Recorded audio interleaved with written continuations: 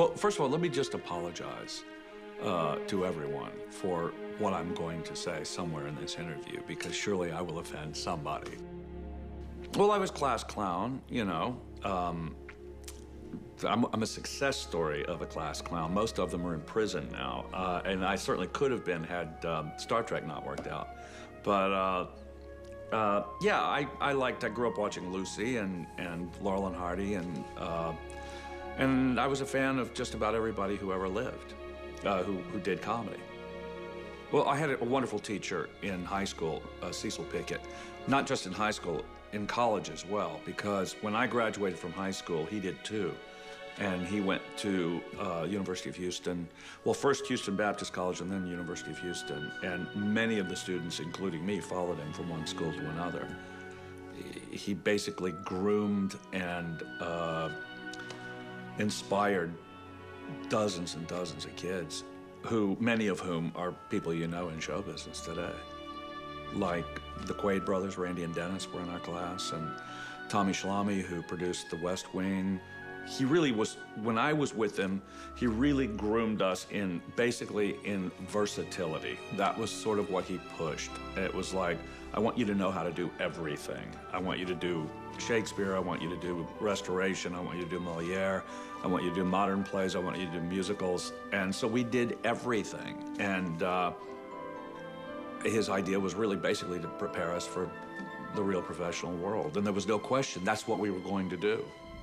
I just love scanning for life forms.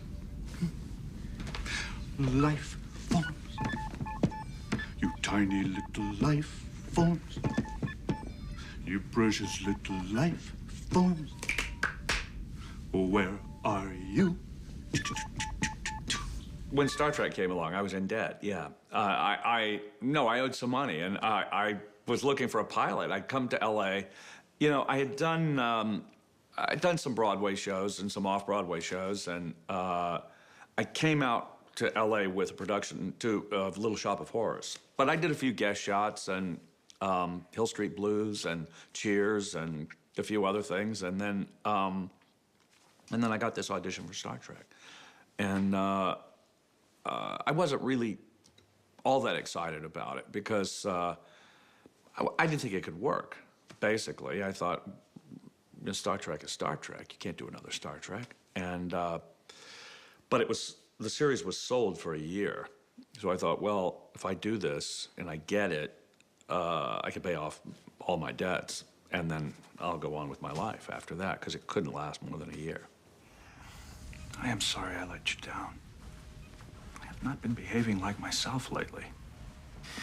No, Data, you haven't. You've been behaving like a human. That was one of my questions, is this guy supposed to be a robot, or is he more like a person? Do you want him more like a robot, more like a person? They said, no, we'd really like him more like a person. And I said, okay. So I worked on it, and actually went to the audition, and I was just about to go in, and Junie came out, and she said, they've changed their minds, they want him more like a robot. And I said, oh, well, I think I better go then, because I'm not prepared to do that. She said, well, don't leave, just a minute. And she came in, and she went in, and she came back out, and she said, you know, maybe they'd like you to read for Riker. And I went, no, I don't think so. I don't think I'm really a Riker. I really wanted to read for this character, so she said, all right, just a minute. So she went back in, and she came out, and she said, all right, they said go in and just do it the way you were going to do it. So I did. There was a reference in the pilot, which Gene Roddenberry wrote, referring to Data as Pinocchio. And I thought that was a really good jumping off point. I mean, that seemed like that was the essence of it. And I spoke to him about it, and he said, yeah, he's basically the little boy who, you know, wants to be human and wants to be real. And his idea for the thrust of the series was that he will get closer and closer and closer as the years go on. And at the end of it all, he will be as close as you can possibly be to being human, and still not. And I think they stayed on that trajectory, all of them, the writers, through the series and the films. For 34 years, I have endeavored to become more human, to grow beyond my original programming. Still, I am unable to grasp such a basic concept as humor. They had already introduced the idea of the emotion chip in the series, that its existence. And they decided in the first movie, let's give him the emotion chip. And once he has it, he will be different forever. And I thought that was a really fabulous idea. I mean, a character that you've known for 7 years, 178 episodes, and suddenly you change him forever. And it was something that the fans, some of them liked and some of them didn't. But then, you know, that's the case with everything.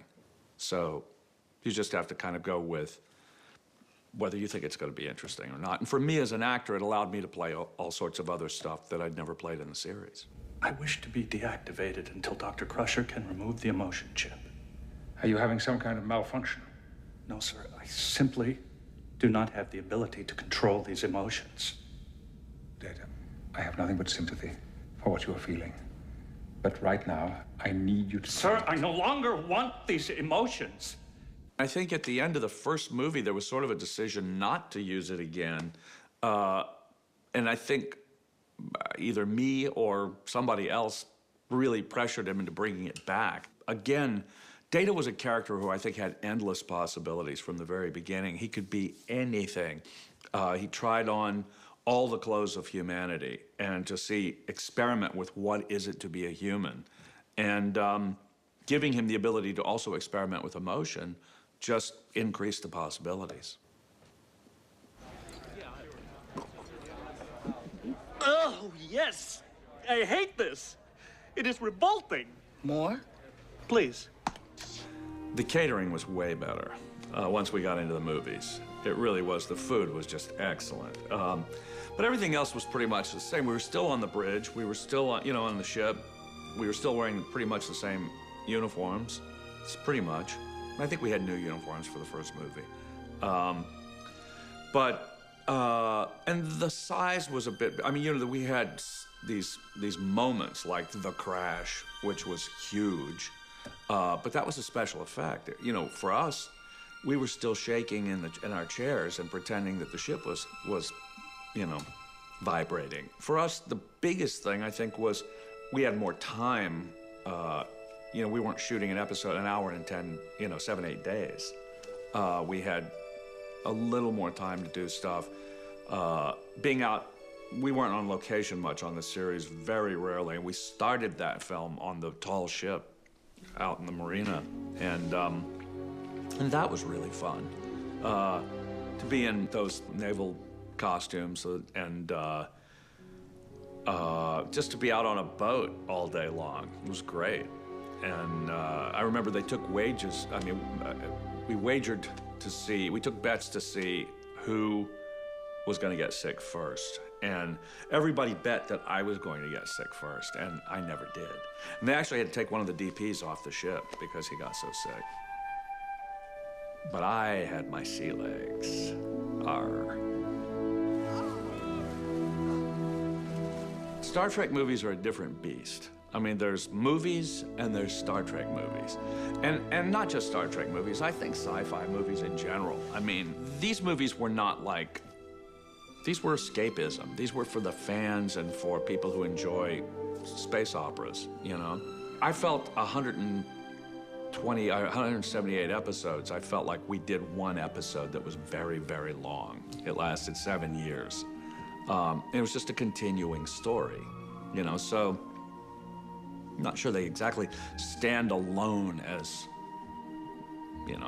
pieces of cinema. They're part of the whole oeuvre of Star Trek, which is, a pleasant thing.